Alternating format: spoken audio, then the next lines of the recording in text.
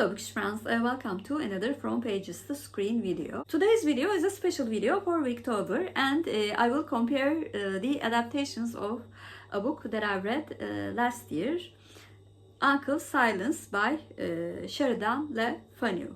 Uncle Silas by Sheridan Le Fanu, published first in 1864, first appeared in a serialized form in Temple Bar magazine. It is a Gothic novel narrated by a young heiress named Maud Ruthven, who finds herself in the power of her sinister uncle after her father's death.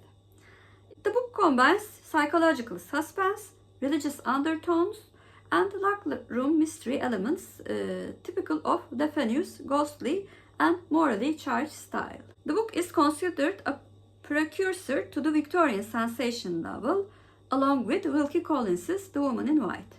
It influenced later Gothic and psychological thrillers, including works by Henry James and Daphne du Maurier. Like I said before, I read this book for last October as a buddy read with Kelly and Joe. I really liked the book, but I think I enjoyed the buddy reading experience even more. We exchanged ideas back and forth with each other.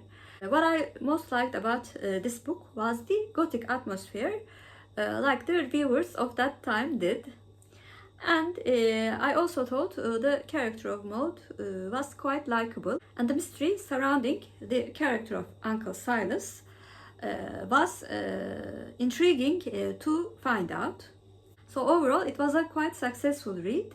I gave the book an 8 out of 10. And this book was adapted twice. The first one was in 1947. The movie Uncle Silas was also released as The Inheritance in US in 1947. It's a British film directed by Charles Frank.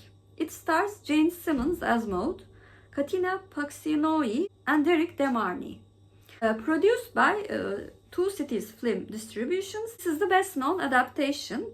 However, the movie did not succeed financially when it was released. The cinematography of the adaptation by Kresker and the acting of Simmons are frequently praised by the critics, while some of the critics noted that the adaptation suffers from inconsistent tone of the movie. In 1989, there was a British television adaptation produced by HTV for ITV. In US and some other places, the series is known as The Dark Angel.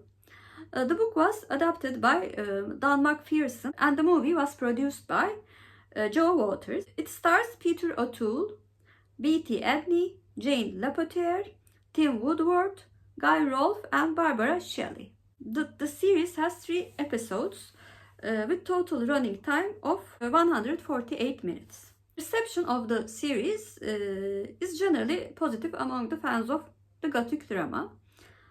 However, mainstream critical reviews seem relatively limited and mixed. In From Pages to Screen video series, I compare the adaptations of the original work according to 4 criteria: faithfulness to the book, casting choices, acting criteria, and my IMDB rating. As for faithfulness to the book, I will give 1947 version a check. Although it was quite faithful to the soul of the book, some of the characters and some of the events quite significant in the book were eliminated in this adaptation. And very interestingly, the name of the character was changed from Maud to Caroline. The 1989 adaptation is a very faithful adaptation, and almost everything that is in the book can be seen in the screen. So it's definitely a plus. For casting choices, I thought 1947 had a better casting. The casting of all of the characters, in terms of their age and their appearances, fitted the book quite well. The casting of 1989 version was also quite good. However, I thought Peter O'Toole was a bit older than the titular character, and I also really could not picture him as the charismatic Uncle Silas. For acting quality, I will give both versions a check. In both of the adaptations, I liked the acting of the main characters, Maud and Caroline. Both of the actresses played their parts very well. They were very naive at first, like the book. Seemed very innocent all throughout the movie. I also really liked the acting of the actress who played Madame de la Rouge in the 1989 version.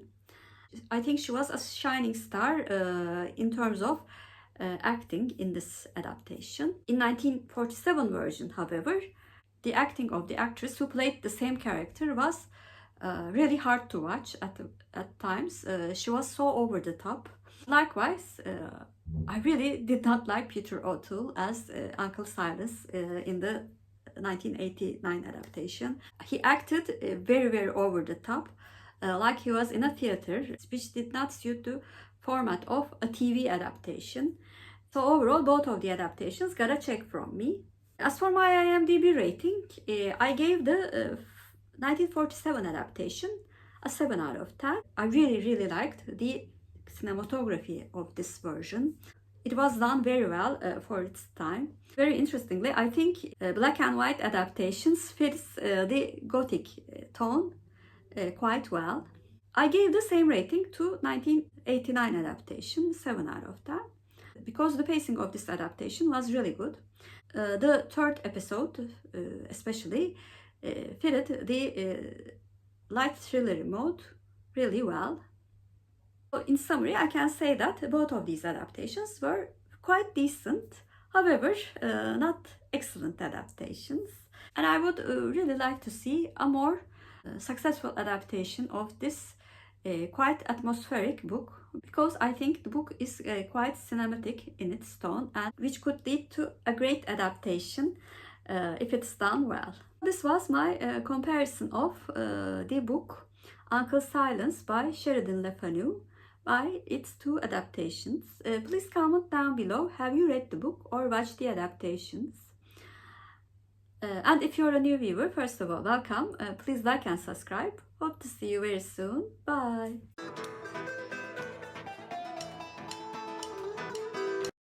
As for Turkish word of the day, because I was doubtful of every character in the book, I will choose doubt as word of the day.